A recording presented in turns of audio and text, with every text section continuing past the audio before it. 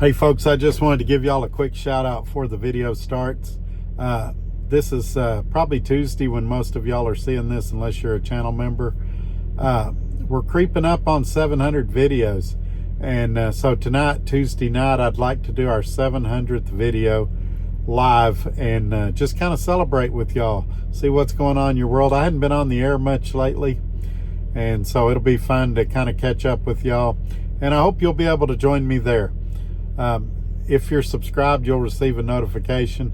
I generally try to do them around 5 or 6 p.m. Central Time. I'm delivering a load early this morning, and then I got to drive a few hours and pick up another one. And pending that nothing crazy happens today, we'll do it here Tuesday night, and I hope you'll be a part of it. All right, folks, let's jump back into the regularly scheduled video. Here we go. Well, good morning, Trucker Todd here, and time for another video.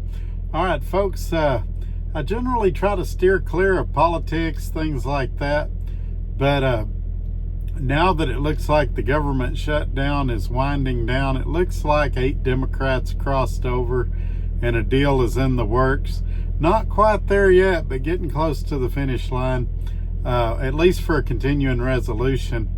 I decided that it's time for me to give some observations and things that I've noticed thus far after, several weeks of government shutdown. So in this video, we're going to talk about that. What I'd also like to talk about is you guys giving this video a thumbs up, sharing it on your social media platforms, and making sure that you're subscribed so that you receive future video notifications when they come out. Speaking of video notifications, there's going to be a really big milestone coming up hopefully later today, Tuesday night. I got a load I'm delivering early this morning on Tuesday morning, and then I got to drive a few hours and pick another one up.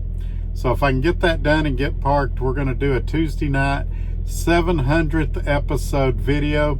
I hope you'll be there for that. Help me celebrate that, and I hope you won't miss that. So in honor of that, let's cue up the music and let's talk about this government shutdown. Here we go. And this is why I do this, why I'm out here, why I keep that hammer down, flying by these road signs with home on my mind. These wheels turning round for my family and for my kids, for this life I wanna live. And this is why I do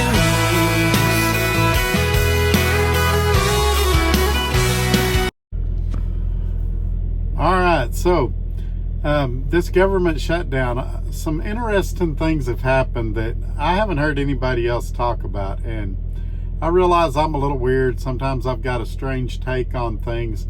Some of you, if you've talked to me on the phone, you've asked me what I thought about it. I've given you my take on it, but here's basically it. And I want to preface it by saying this. There's certain things we've got to have. Military, air traffic control, things like that. What you and I would consider essential personnel, first responders of all types. And so I'm not a fan of ever cutting funding to those for any reason.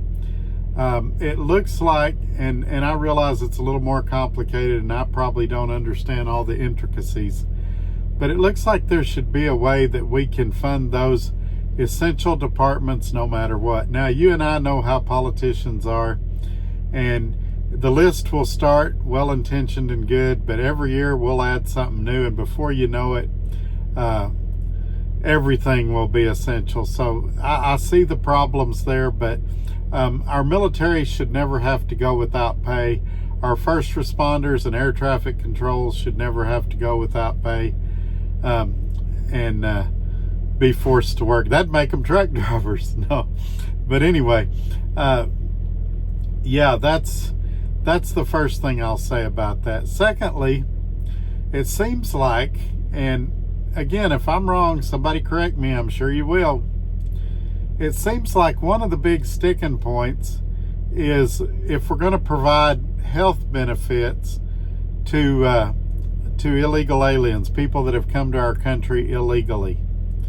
And I've also heard that there's a lot of concern over I've heard 42, I've heard 43 million people on food stamps.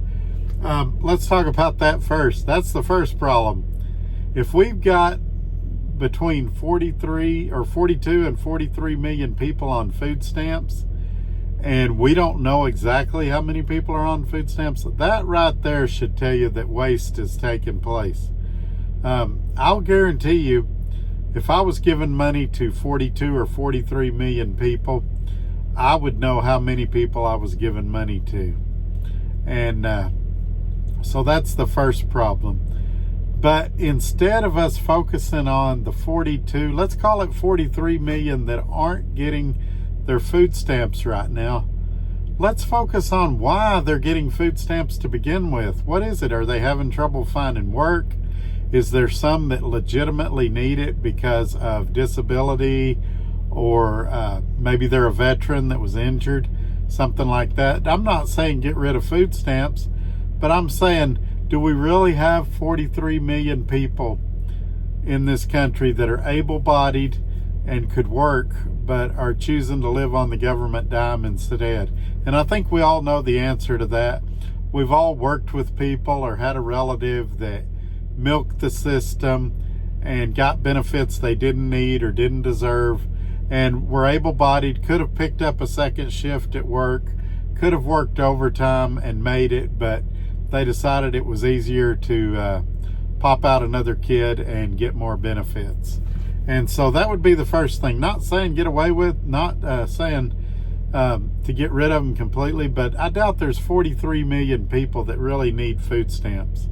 My guess is going to be there's somewhere around 10 to 15 million that probably legitimately need food stamps, but there's no scientific data on that. Heck, we don't even know how many people we're giving them to, so we sure don't know how many people really need it. And as far as illegal aliens, unless they're here on asylum or something, I don't feel like we ought to be providing them with benefits. They came here illegally, and for that reason, I don't feel like that we ought to be giving them benefits. I'm not even sure that, I disagree with some Supreme Court rulings and stuff. I'm not even sure that they're entitled to our constitutional rights and things of that nature, because they're not American citizens yet. Now, if they come here as refugees or something like that, maybe it's a different story. But definitely, I don't believe we are to hold the whole country as hostage because people that aren't even citizens don't have our welfare benefits. And, we're told in the news and in politics that these are the best and the brightest from other countries. Well, if that's true, if they're all doctors and lawyers and scientists that are coming here, why do they need our food stamps? If they're all chemists and things of that nature, why do they need our benefits? Why aren't they tax-paying individuals instead of tax-receiving individuals? And so, again, I'm not against anybody coming here wanting to better themselves, to have a better life. But there's a format that you do that. There's a procedure, a process you go through. I used to work with a guy 26 years ago at the very first trucking job I ever had. And he came here the legal way. He had a work permit, and I forget how long it was now. He had to keep his record clean for so many years. And he was even nervous about getting a ticket. And he said if he did everything, if he walked the line, that at the end he became a citizen. And he had to learn American history and do a lot of stuff. Heck, he probably knew American history better than most of us do. And so, not opposed to anybody coming here. I just think that there's a procedure to do that and a way to do that. Now, let's move on to the next thing I think about this. Normally, I try to stay in the middle. I know a lot of you feel that I lean to the right, and you would be correct. I lean pretty hard to the right. But there's clearly in this situation one political party that's being an obstructionist.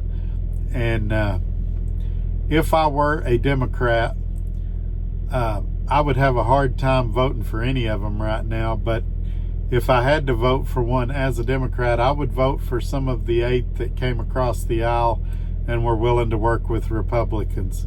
The Republicans, all they said was, hey, if we can get a continuing resolution, we'll negotiate all that other stuff you want to talk about. We just want to get people paid that are doing government work. And so that shouldn't have been that big of a deal. But it makes you ask an even bigger question. You know, outside of some minor inconveniences, have any of us been greatly affected by the government being closed down? I think most of us, if we're honest with ourselves, would say no, we haven't really been that affected by it. So it makes you wonder, and you should know, you shouldn't even have to wonder, if that's true, why are we having all these government programs? If, you know, a lot of us have a policy, if we don't use something for 30 days or 60 days or 90 days, we throw it away or give it away or donate it or something. Well, if we've got these government programs that we don't notice them gone when they're gone, do we really need them? Or are we just spending money like a drunk sailor because we've got it to spend?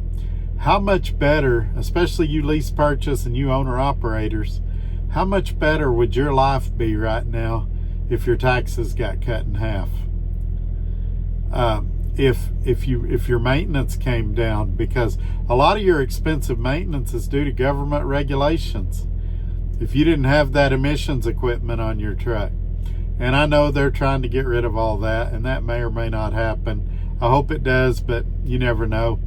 And so I just I think that while we're in this time of looking at all this stuff budget-wise, let's look at all these programs and ask ourselves, how much different would our life really be if we didn't have them? How much would we save if we cut all that stuff?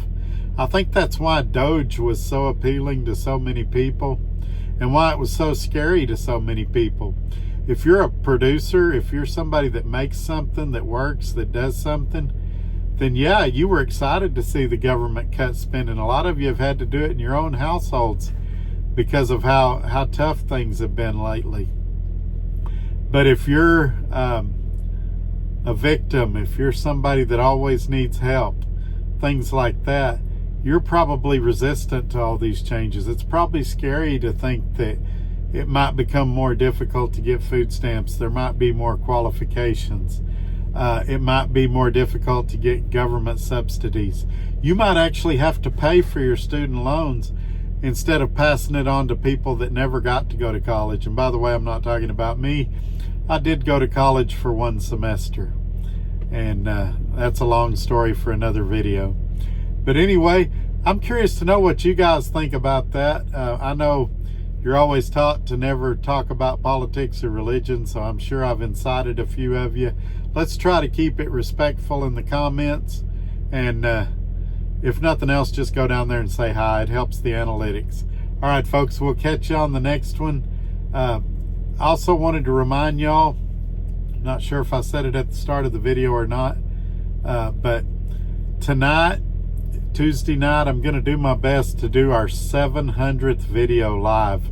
Hard to believe we've gone this long, but if you've made it this far in the video, I hope you'll come back and join me for that tonight. And you know what? I'm going to go back and put it at the start of the video too. Y'all take care. Have a great day. We'll catch you on the next one. Bye-bye.